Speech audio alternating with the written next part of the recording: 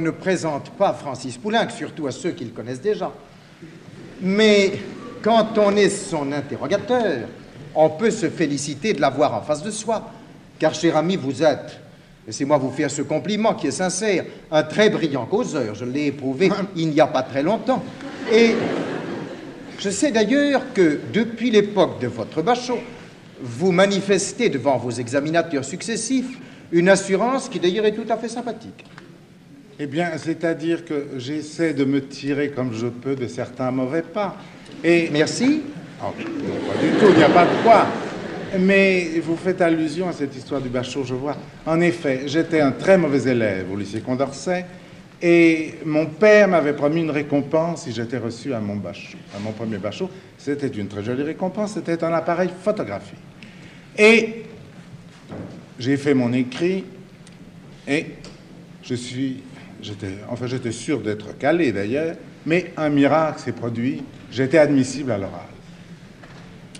Alors mon père, naturellement, triomphait, se disait « Mon fils est d'une intelligence extraordinaire, il est reçu à son bachot, nous sommes sauvés. » Et il me disait ben, « Après ça, tu feras ta musique, mais tu auras tes bachots. » J'arrive à l'oral, et l'examinateur me dit « Mais monsieur, ou vous êtes un tricheur, c'est un mot très à la mode, ou vous êtes un tricheur, ou un drôle de bonhomme, car vous êtes un cancre effroyable, et vous êtes quand même admissible. Vous avez 5 en géographie, tout ça sur 20, naturellement. Vous avez 6 en physique, et nous avons dû vous donner, vraiment honnêtement, 36 sur 40 à votre devoir de français. » Je lui dis, monsieur l'examinateur, c'est tout à fait normal. Il n'y a que 2 choses qui m'intéressent, c'est 3 choses. La peinture, la musique et la littérature. Et il me dit, vous avez choisi un sujet que très peu d'élèves ont choisi, c'est un sujet sur Diderot. Évidemment, quand on a 16 ans, en général, on n'aime pas beaucoup Diderot et on ne connaît pas très bien Diderot. J'ai toujours aimé Diderot et je le connaissais très bien. Alors il m'a dit, écoutez, voilà, je voudrais essayer de vous faire recevoir. Je lui ai dit, écoutez, ça m'arrangerait très bien parce que j'aurais un appareil photographique. Alors, très gentiment, il m'a dit, eh bien, sur quoi voulez-vous que je vous interroge? Et très prétentieux, je lui ai dit, sur Montesquieu. Ce qui n'était pas très facile non plus. Il m'a dit, bah, écoutez, vraiment, vous êtes fortiche. Il m'a dû me dire autre chose. Et j'ai eu 18 sur 20 à l'oral. Et naturellement, toutes les autres notes, 4 et 3. Et j'ai eu mon premier bachot et mon appareil de photographe. Cher ami, vous aviez 16 ans, vous n'avez plus 16 ans. Hélas. Je pense ne rien révéler à personne en disant que vous allez avoir 60 ans le 27 mai. Mais non, je n'ai pas 60 ans le 27 mai. Et qu'est-ce que vous avez? Mais non, j'ai 60 ans et 4 mois, car je suis né le 7 janvier 99. Mais le 7 janvier, j'étais à Nice avec Denise Duval et je faisais la mise en scène de La Voix humaine avec Jean Cocteau. Alors, le concert de janvier, comme après ça j'ai été partout en Italie pour mon opéra, a été remis au 27 mai. Si je comprends bien, vous êtes un sexagénaire en sursis de 5 mois. Exactement. Ça ne doit pas être désagréable. Exactement. Est-ce que, quand vous jetez un coup d'œil par derrière votre épaule, comme l'on dit, comment jugez-vous votre œuvre? Elle est nombreuse, elle est variée. Un mélange de sévérité et d'indulgence. Vous savez, il y a une question qu'on ne peut pas se retenir de poser à un compositeur. Quand vous êtes à pied d'œuvre, comment vous y prenez-vous? Enfin, de façon diverse chaque fois. Car le problème est tout à fait différent s'il s'agit d'une œuvre symphonique ou d'une œuvre, ce qu'on appelle de musique pure, ou d'une œuvre théâtrale ou d'une œuvre religieuse. Et même dans les œuvres théâtrales, vous comprenez que les problèmes qui se sont posés pour moi, pour les carmélites, ne sont pas les mêmes que ceux de La Voix humaine, n'est-ce pas? Chaque œuvre, et c'est ça qui m'intéresse, chaque œuvre a son problème. Vous avez prononcé le nom de musique pure, la sonatine de flûte et piano. La sonate de flûte et piano. Pourquoi la diminuons? La sonate, bien sûr. La sonate de flûte et piano, vous l'avez composée dans quelle disposition? Dans la bonne humeur. Où cela? Comme très souvent, à l'hôtel. Où? À l'hôtel Majestic à Cannes, où j'ai écrit presque toutes les carmélites. Car j'aime travailler à l'hôtel, c'est une espèce de couvent. Ah, mais agréable. Si on est seul dans sa chambre, Et puis alors, si on s'ennuie avec soi-même, ce qui m'arrive là fort souvent, on descend au bar 2 minutes, on remonte et on recommence avec le carmélite. Enfin. Est-ce que vous ne trouvez pas que ce serait bien de profiter de la présence de notre ami Jean-Pierre Rampal pour lui demander de jouer avec vous un mouvement de votre sonate de flûte et piano? Mais sûrement. Cher Rampal, le voici.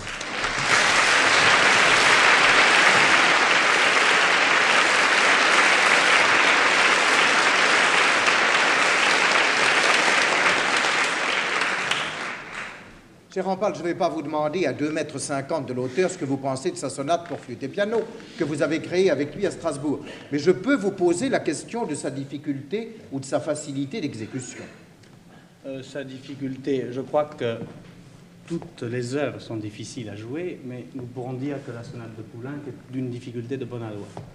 Oui, Elle aurait très bien pu être composée par un flûtiste. Un flûtiste doté d'une flûte en or, car Dieu me pardonne. Elle est en or ou en cuivre? En or. En or? C'est la flûte sur laquelle vous avez fait votre carrière? Non, c'est une autre. Une autre? Vous êtes un flûtiste cousu de flûte d'or. Écoutez, voulez-vous jouer, par exemple, le morceau médian? Personnellement, c'est mon préféré. Francis Poulenc m'a dit que celui qui avait son agrément, c'était avant tout le premier. Mais nous pouvons l'entendre tout à l'heure. Commençons, si vous le voulez bien, par la cantilène, qui est le morceau médian. Je vais vous chercher votre musique.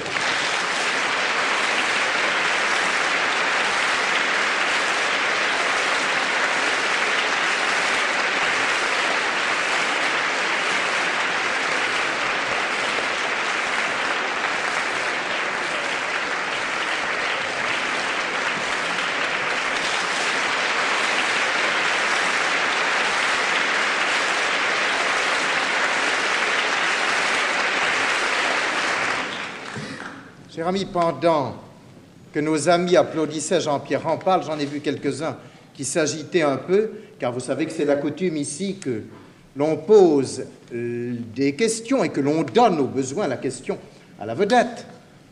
Je voudrais que ceux qui ont l'intention de vous poser des questions, eh bien, les formulent à présent. Cher ami, vous serez assez gentil peut-être pour aller récolter le micro à la main ces questions sur les lèvres de nos camarades. Qui a des questions? Mademoiselle. Ah, mais il y en a beaucoup. La cantilène correspond-elle à une forme définitive ou est-elle une simple variante de l'andante? La cantilène. Non, la cantilène n'est pas une forme fixe, comme par exemple la passacaille. C'est une forme libre, et c'est comme si j'aurais pu intituler ça intermède ou romance, mais je trouve que dans mon esprit, que c'était un peu comme un air de Bellini, enfin une véritable ligne mélodique. Parce que cela chante. Parce que ça chante. Qui avait levé le doigt? Monsieur, il y a quelqu'un ici, ou mademoiselle? Honegger nous a dit il y a quelques années que lors de la composition de Jeanne au bûcher, Claudel l'avait beaucoup aidé par sa collaboration. Est-ce que lorsque vous avez composé l'œuvre de Bernanos, cela ne vous a pas gêné qu'il soit mort, dans le fond, peu de temps auparavant, quant à l'esprit de l'œuvre?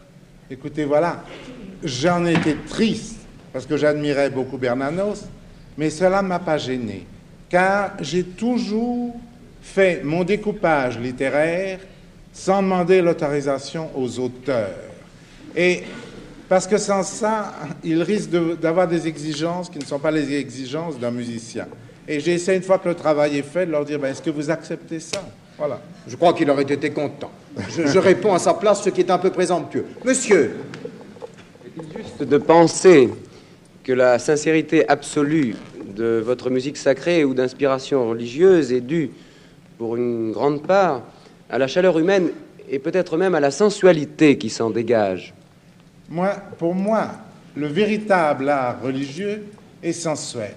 Et l'austérité d'une Sainte Thérèse, qui a écrit cette phrase admirable que j'ai mis en tête des dialogues des Carmélites, « Je hais les saints mornes », prouve une forme de la sensualité dans la violence. Vous comprenez? Pour moi, l'art religieux est un art sensuel. Monsieur? Monsieur, avez-vous respecté intégralement le texte de La Voix humaine de Cocteau, ou bien les nécessités musicales vous ont-elles amené à lui demander quelques changements? C'est-à-dire que voilà, j'ai fait pas mal de coupures dans le texte de Cocteau, et je suis arrivé au résultat suivant, c'est que mise en musique avec les coupures, cela dure à peu près le même temps qu'une représentation au Théâtre Français par Madame Bovy. Vous avez observé que nos amis ont mis le cap de leurs questions sur le théâtre. Cela m'invite, moi, à continuer et à les remettre, eux, à un peu plus tard, peut-être. Cher ami, vous nous avez dit, l'autre jour, que vous adoriez le théâtre. J'adore le théâtre. Alors, je m'étonne que vous ayez attendu votre 48e année pour l'affirmer. Pas 48e année, c'est comme pour ma date de naissance, vous vous trompez. J'ai écrit Les Mamelles de Tirésias à 45 ans. Et depuis toujours, je voulais écrire une œuvre de théâtre, mais je ne trouvais pas de livret qui me plaise. Et tout à coup, en 1944, j'étais seul à la campagne, j'ai repris mon Apollinaire, j'ai relu cette pièce que j'avais vue créer en 1917 à Montmartre, dans une mémorable soirée, et il m'a plu, et j'ai fait Les Mamelles de Tirésias. Vous avez fait, en outre, les dialogues des Carmélites, et vous avez fait La Voix humaine. Nous avons la chance, ce soir, d'avoir parmi nous Denise Duval, qui a été votre triple et en même temps unique interprète. Et si je fais un nouvel opéra, il y aura un rôle pour elle, je lui ai promis. Eh bien, nous allons lui demander peut-être de jouer 3 scènes extraites des 3 opéras dont elle a été la créatrice et la vedette. Chère Denise Duval, je vais vous demander de...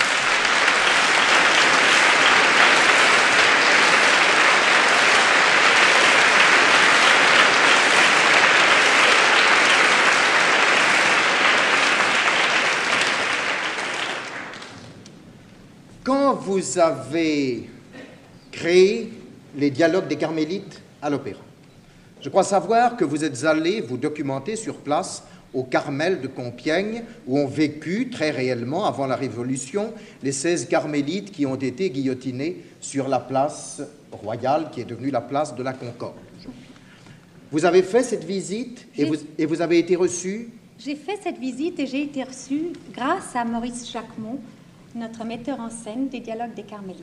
Qui vous a reçu? La mère supérieure. Et vous a-t-elle instruite, enfin de quelque manière? Moi, je dois dire que j'ai eu un très grand choc personnel. Et je crois que si j'ai joué le Dialogue des Carmélites comme je l'ai joué, enfin ce que j'ai pu faire, ce que j'ai essayé de faire, je crois que c'est grâce à cette visite. C'est un rôle très bouleversant, très tendu. Si vous ne l'aviez pas joué sur la scène de l'opéra, je vous raconterais volontiers ce en quoi il consiste. Vous vous appelez Blanche de la Force. Vous êtes née en 1774, après une journée bien troublée qui avait beaucoup effrayé Madame votre mère. Son carrosse avait été pris dans une échauffourée et vous êtes venue au monde le soir même, un peu prématurément. Vous avez 15 ans aujourd'hui, nous sommes en 1789, et votre carrosse de jeune fille a été pris lui aussi mystérieusement dans un mouvement de foule qui vous a épouvanté. Vous avez gardé des circonstances de votre naissance une sorte de faiblesse de caractère, une sorte de grelottement intérieur, comme le dit si magnifiquement Bernanos, c'est le gel au cœur de l'arbre. Vous rentrez, vous êtes tout effrayé, votre père, le marquis de la Force, vous consulte et vous questionne, et brusquement vous lui dites, je crois mon père, que la vérité pour moi serait d'entrer au Carmel. Et il vous dit textuellement cette phrase sur laquelle je vous abandonne, car c'est vous qui, en chantant, allez me donner la réplique. Mon enfant chéri, il n'appartient qu'à votre conscience de décider si l'épreuve est au-dessus de vos forces ou non.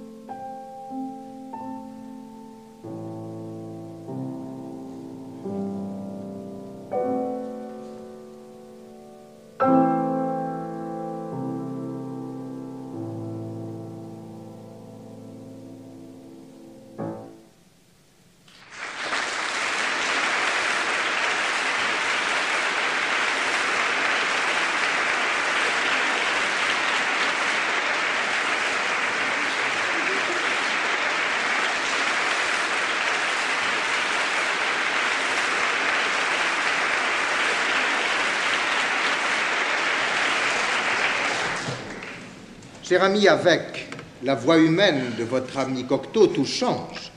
L'époque, le genre, le sujet. Cocteau était bien vivant quand vous avez composé sur son opéra. Est-ce que c'est lui qui vous en a donné l'idée? Non, la voix humaine est née d'une plaisanterie. J'étais à Milan pour les représentations des Dialogues des Carmélites et un certain soir, Madame Callas chantait avec Del Monaco. Et il était beaucoup question d'un petit scandale. À la fin du dernier acte, Madame Callas avait poussé M. Del Monaco dans la coulisse pour saluer seul. Alors, à ce moment-là, mon éditeur et ami, M. Hervé Dugardin, qui est directeur de chez Ricordi à Paris, m'a dit « Tu devrais faire quelque chose pour Calas toute seule. Elle saluerait comme ça à son aise. Pourquoi ne lui fais-tu pas la voix humaine ?»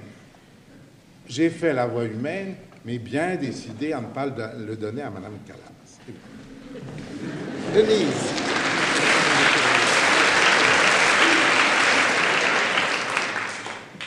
Quand je vous ai vu, avec tant d'autres, créer cet hiver la voix humaine sur la scène de l'opéra comique, j'ai pensé que c'était probablement un des rôles les plus follement tendus et qui exige le plus de dépenses de la part d'une interprète. Oui, ça je dois dire.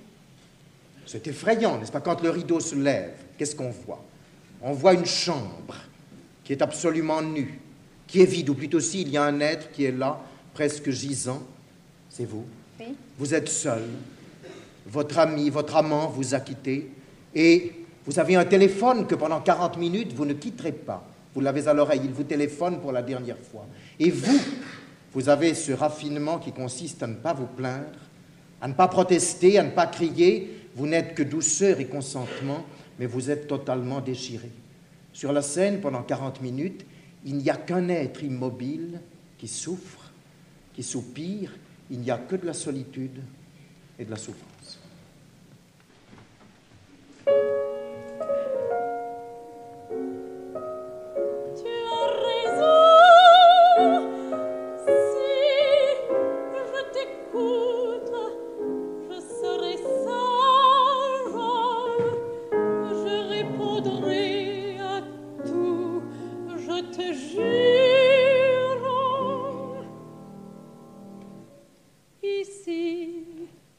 Je n'ai rien mangé, je ne pouvais pas, j'étais très malade.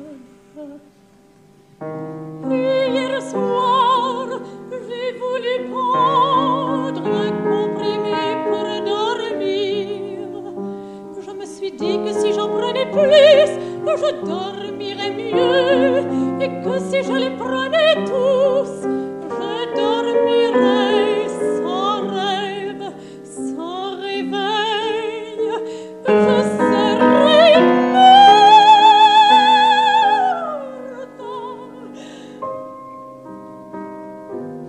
J'en ai avalé 12 dans de l'eau chaude, comme une masse,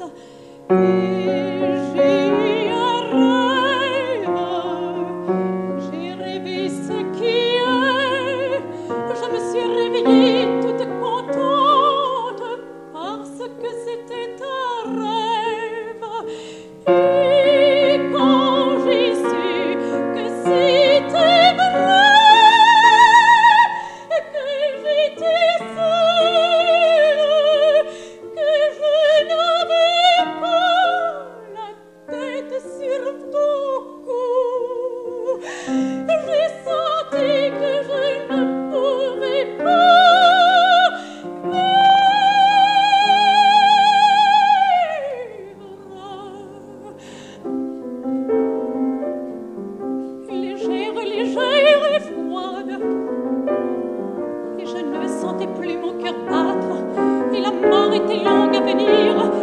J'avais une angoisse épouvantable.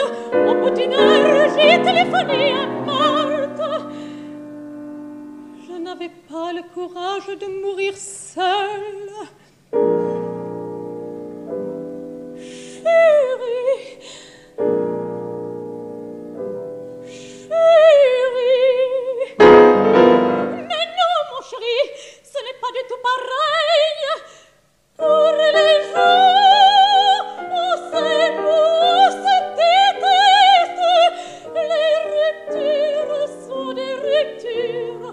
ils regardent vite, tu ne leur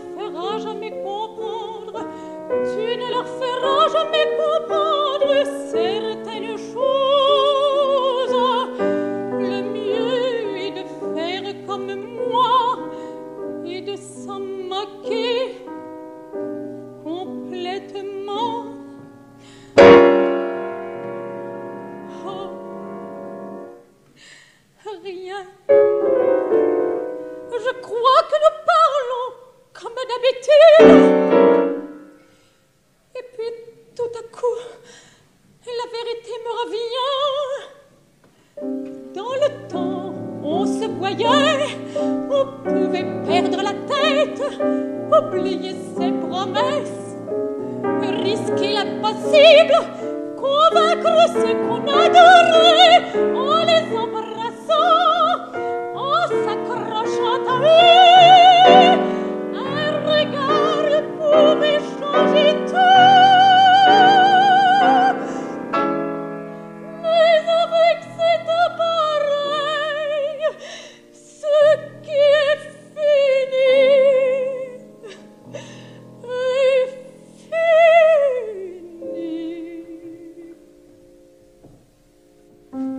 Sois tranquille, on ne se suicide pas deux fois. Je ne me vois pas achetant un revolver. Tu ne me vois pas achetant un revolver.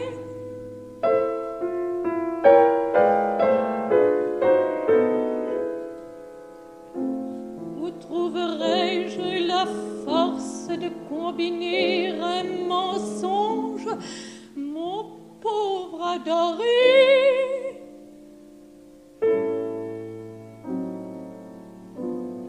Aucune. J'aurais dû avoir du courage.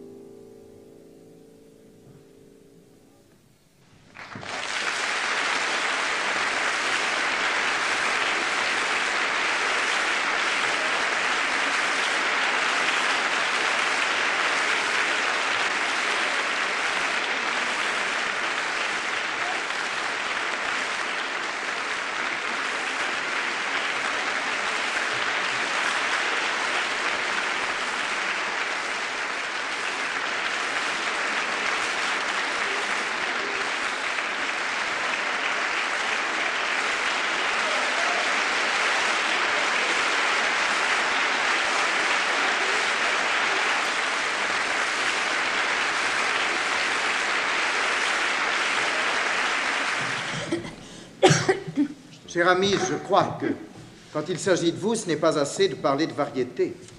C'est invraisemblable qu'un même musicien ait pu écrire le dialogue des Carmélites, les dialogues, la voix humaine, et commencer par les mamelles de Tirésias. Apollinaire, vous l'avez connu. Apollinaire, j'ai très bien connu Apollinaire, de même que j'ai très bien connu Mac Jacob, et j'étais un ami intime de Paul Éluard, qui était comme un frère pour moi. Il devait y avoir un cas de mimétisme entre vous et Apollinaire, car vous m'avez dit un jour, je pense que nous avons dû avoir la même pointure, la même taille, la même couleur de cheveux, le même nombre de battements de cœur. C'est-à-dire que Marie-Laurence Saint m'a écrit une fois la chose qui m'a le mieux touché, enfin le plus touché. Elle m'a dit, à propos du bestiaire, « Il me semble que j'entends la voix de Guillaume. » Ça, c'est le meilleur compliment qu'on m'ait fait. Je vais, pour finir, expliquer encore une fois à Denise Duval, qui sans moi ne s'y reconnaîtrait pas, la scène qu'elle va chanter. Elle s'appelle Thérèse, n'est-ce pas? Et elle est lasse d'être femme, ce qui, quand on la regarde, est profondément incompréhensible. Elle en a assez d'être agréable à son mari, de lui faire la cuisine, et elle le lui signifie.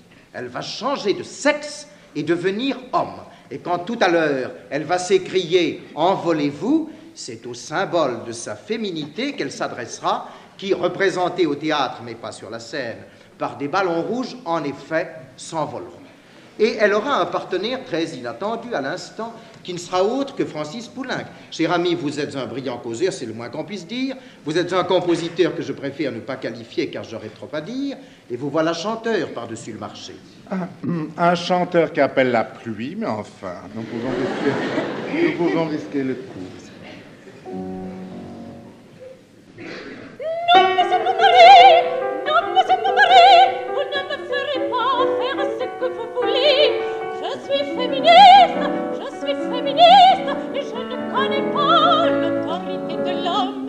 Du reste, je veux agir à ma guise. Il y a assez longtemps que les hommes, il y a assez longtemps que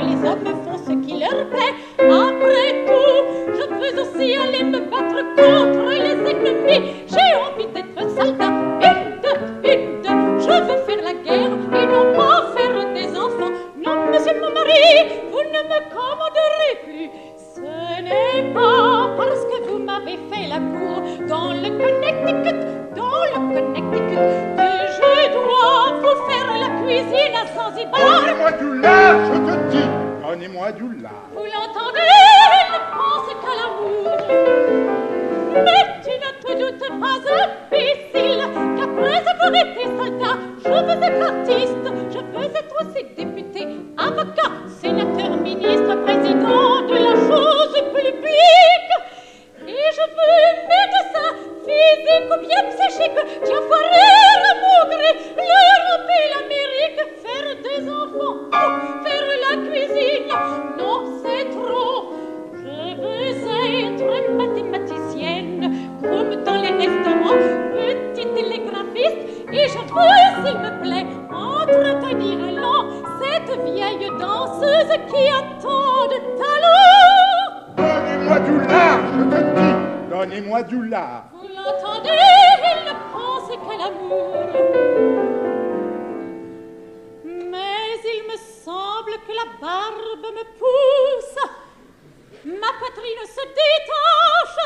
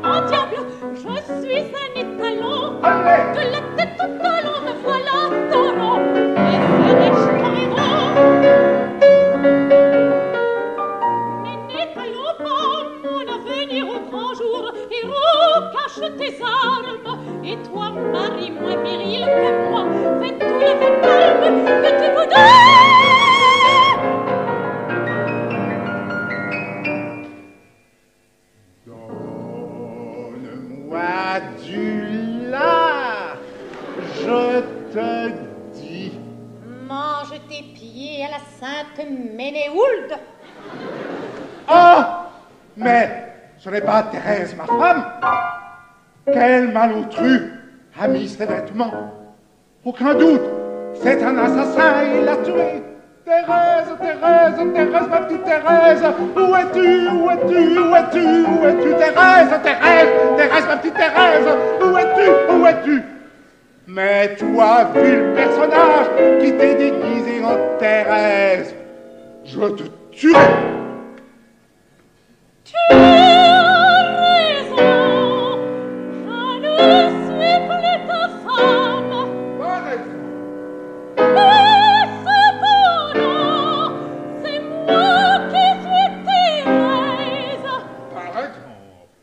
Thérèse qui n'est plus femme, Thérèse